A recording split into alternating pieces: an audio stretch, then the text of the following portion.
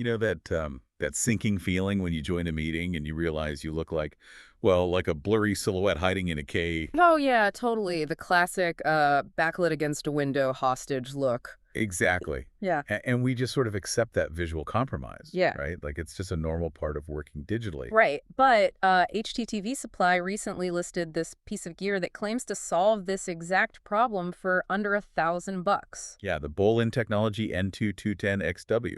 That's the one. It's a PTZ camera, so, can pan, tilt, and zoom mechanically. So what we're doing today is taking a deep dive into how this specific camera manages to cram these high-end Pro AV capabilities into a compact setup, something you can actually use, whether you're outfitting a huddle room or, say, a small studio. Right. And the hardware baseline is solid. You've got your 1080p 60 resolution, a 10x optical zoom, but honestly, the real story here is the processing. Okay, because of the AI, right? Yeah, exactly. It uses this AI-powered facial analytics engine to handle the smart focus and auto exposure. Wait, hold on. Autofocus has been around forever. Well, sure. I mean, usually it just grabs whatever is closest to the lens. So if I take a sip of coffee, my face goes out of focus and the mug is suddenly in sharp 4K.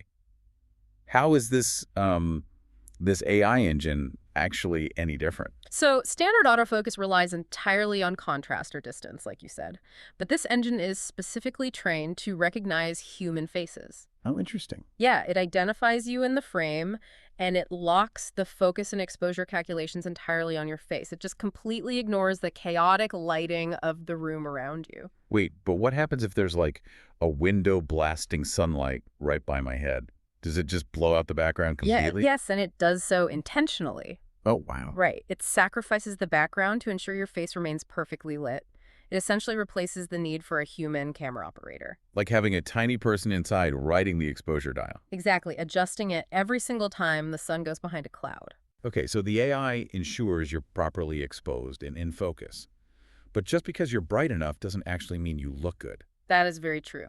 I mean, a harsh fluorescent light in an office, it's still going to give your skin a really sickly, kind of zombie-like tone. Yeah, and that's where the next layer comes in.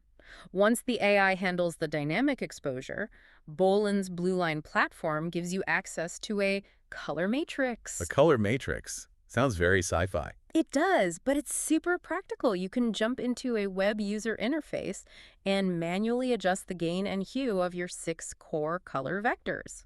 So, red, green, blue, cyan, magenta, yellow.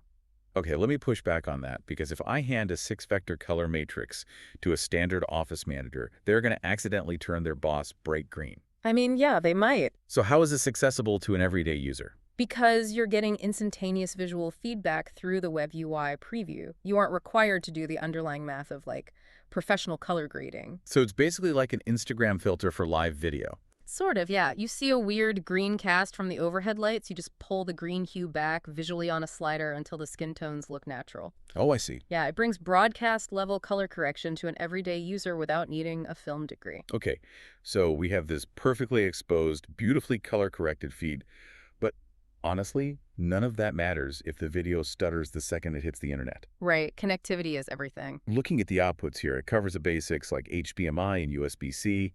It has NDI HX3 for high-quality sharing over a local network. But the standout here for remote streaming seems to be SRT, right? Secure, reliable transport. SRT is absolutely crucial, especially if you are sending this feed out over unpredictable, unstable public internet connections. Networking protocols always sound like magic to me, but obviously they aren't. What is SRT actually doing under the hood? Like, how does it cheat a bad network to stop a stream from freezing up? Well, it really comes down to how it handles lost data. Older streaming protocols would just drop a missing packet of data. Which is when you see the video glitch, right? Or smear into those weird blocks. Exactly. But SRT maintains a tiny, microsecond buffer. Okay. So if a packet gets lost in transit, the protocol is fast enough to ask the sending camera to quickly resend that specific packet. Wait, really? Yeah, and it does it before the viewer's buffer even runs out. Oh, wow. So it's like a VIP lane on a congested highway. It's actively negotiating with the camera behind the scenes. Precisely. Catching those dropped frames before the audience ever notices a hiccup, it anticipates the unreliability of the internet and just aggressively manages the transmission. That's pretty incredible. So for $995, you're looking at a PTZ camera that basically operates its own exposure, gives you visual color correction, and forces a stable stream through terrible internet traffic. Yeah, it really democratizes a level of production quality that frankly used to require a dedicated AV team. Which leaves a pretty fascinating question for you, the listener, to ponder as we wrap up this deep dive. If AI analytics and smart streaming protocols make it effortless for all of us to look flawlessly broadcast ready in any environment, how will that perfect presentation change our expectations? Right. Like, will we eventually demand a polished cinematic look for every casual digital interaction? Or will those dark, blurry webcams become, I don't know, a nostalgic badge of authenticity? Something to think about next time you log on.